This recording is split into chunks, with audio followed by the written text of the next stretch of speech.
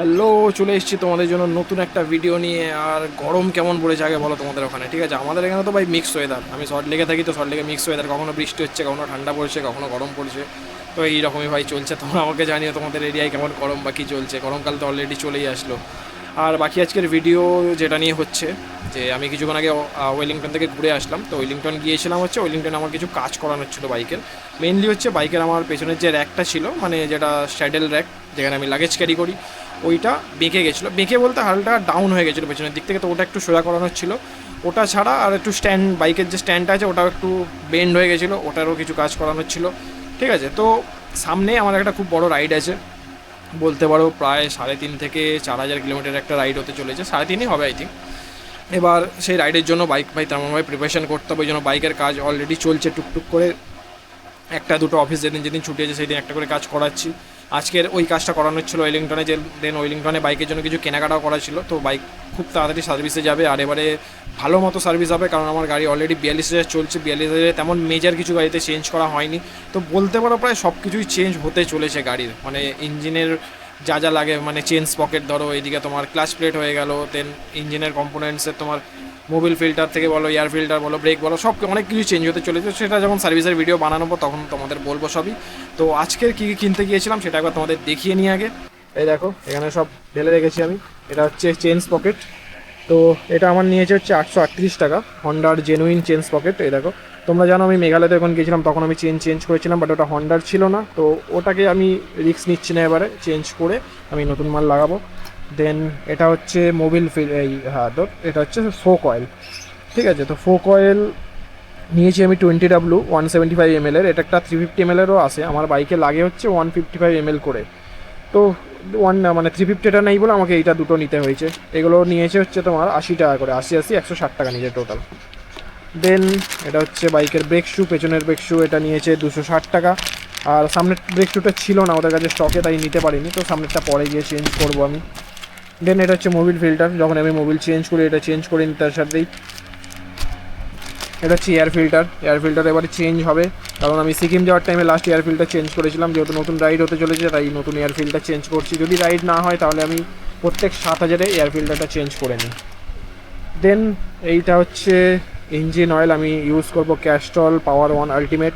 তোমরা অনেকে এই ব্যাপারে আমাকে অনেক কিছু বলতে পারো যে এটা আছে 10W40, বাট হন্ডা এসপি 125-এর রেকমেন্ডেড হচ্ছে 10W30 বা 5W30 আর সেমি সিনথেটিক অয়েল। তো আমি মানছি ওটা ঠিক, আমি সেমি সিনথেটিক অয়েলও ইউজ করি যখন সিটি রাইড করি, বাট আমি যখন লং রাইডে যাই না তখন আমার যেহেতু আমার ছোটো ইঞ্জিন তো প্রচুর তাড়াতাড়ি গরম হয়, তাই জন্য আমি 10W40 গ্রেডটা ইউজ করি। আর যেহেতু এটা ফুল সিনথেটিক, আমি যখন গাড়ি ফুল অ্যাক্সেলারেশনে চালাই, মানে হাইওয়েতে রাইড করা মানে প্রায় আমার গাড়ি চলে তখন 100 বা 95 এরকম গাড়ি চলে।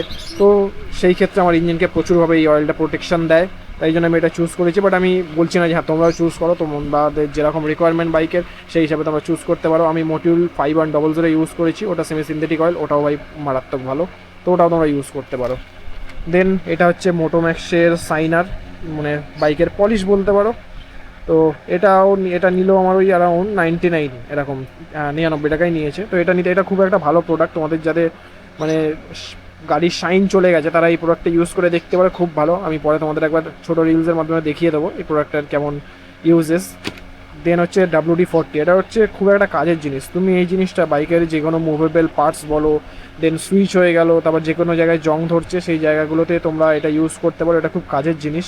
এটা আমার নিয়েছে অ্যারাউন্ড ওই 75 সামথিং, বাট এটা একটা বড়োটা কেনা আমি প্রফিটেবল বলবো। আমার বড়োটা যেহেতু অনলাইনে আসছে, বাট আমার এমার্জেন্সি লাগবে, তাই জন্য আমি ছোটোটাই জাস্ট কিনেছি ইউজের জন্য। দেন বড়োটা আসলে তো ওটা থেকে ইউজ হবে। তারপর হচ্ছে এটা ব্রাশ, ঠিক আছে, এটা হচ্ছে চেন ক্লিনিং ব্রাশ। তো এখান থেকে চেনটা যায়, দেন এই পোর্শন থেকে তোমরা বাইকের অনেক পার্টস ক্লিন করতে পারো। এটা হচ্ছে মোটো জিনিয়াসের প্রোডাক্ট, এটা নিয়েছে 70 টাকা। তো এটা খুব কাজের জিনিস একটা, তোমরা যারা যারা ঘরে বাইক চেন ক্লিন করো বা টুকটাক সার্ভিস করো তারা এটা অবশ্যই কাজের, মানে হাতের কাছে রেখো, খুব কাজের জিনিস।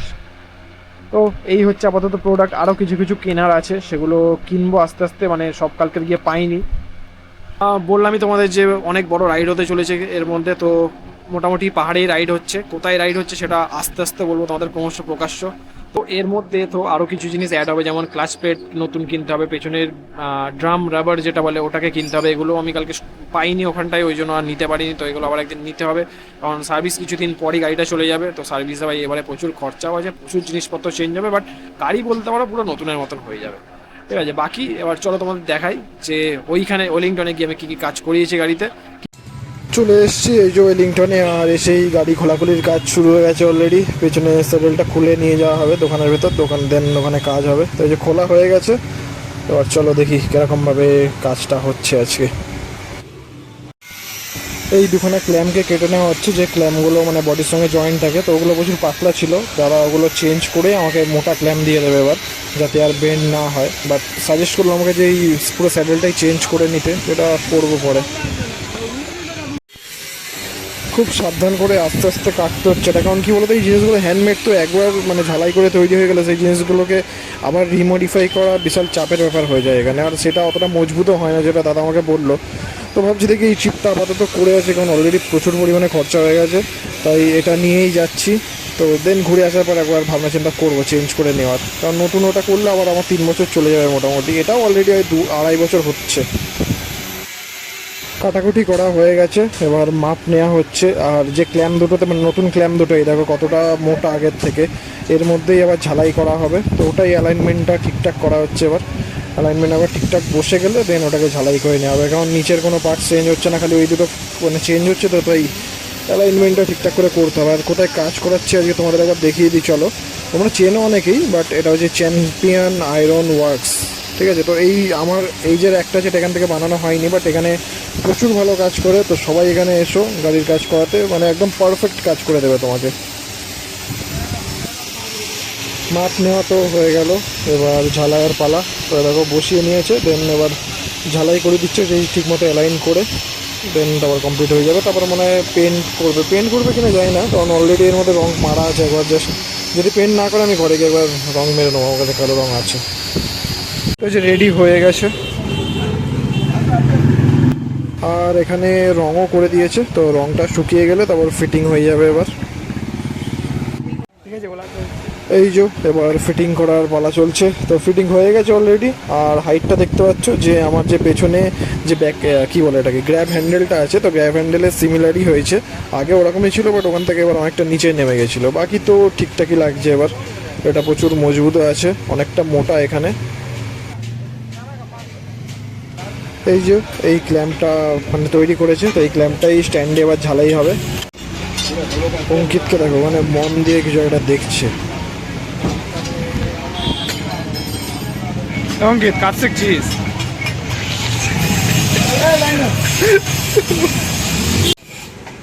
এইখানে এটা এই যে ঝালাই করে দেওয়া হচ্ছে। তো দেখে বুঝতেই পারছো যে হাইটটা কিছুটা বাড়বে স্ট্যান্ডে, তো গাড়িটা সোজা হয়ে থাকবে, খুব একটা বেশি হেলে যাবে না। বাট আমার কিছুটা বেশি বড় লাগছে, এটা একটু ছোটো হলে ভালো হতো। ঠিক আছে, দেখা যাক এবার, মানে উনি মেপেই বানালো। এবার গাড়িটা যেহেতু ডবল স্ট্যান্ড আছে আমি বুঝতে পারছি না, হোক আগে কাজটা তারপর বোঝা যাবে। এটা হয়ে গেলে এবার বেরিয়ে যাবো বাড়ির দিকে। প্রচুর খিদে পেয়ে গেছে ভাই, সকাল সকাল চলে এসেছিলাম আজকে। দেখে নিলে কী কী কাজ হয়েছে আর কী কী প্রোডাক্ট কিনেছি। তো এই ভিডিও আর বেশি লম্বা করছি না, এখানেই শেষ করছি। তোমাদের যদি এই প্রোডাক্টের ব্যাপারে কারো কিছু কোয়েশ্চেন থাকে তোমরা আমাকে অবশ্যই জানিও। আর ফেসবুকে আমার একটা নতুন পেজ আমি ওপেন করেছি, রাইড অ্যান্ড মোর নামে, সেম নামে। তোমরা ওখানটাকে ফলো করে রেখো, ওখানেও আমি অনেক কিছু আপডেট দেবো।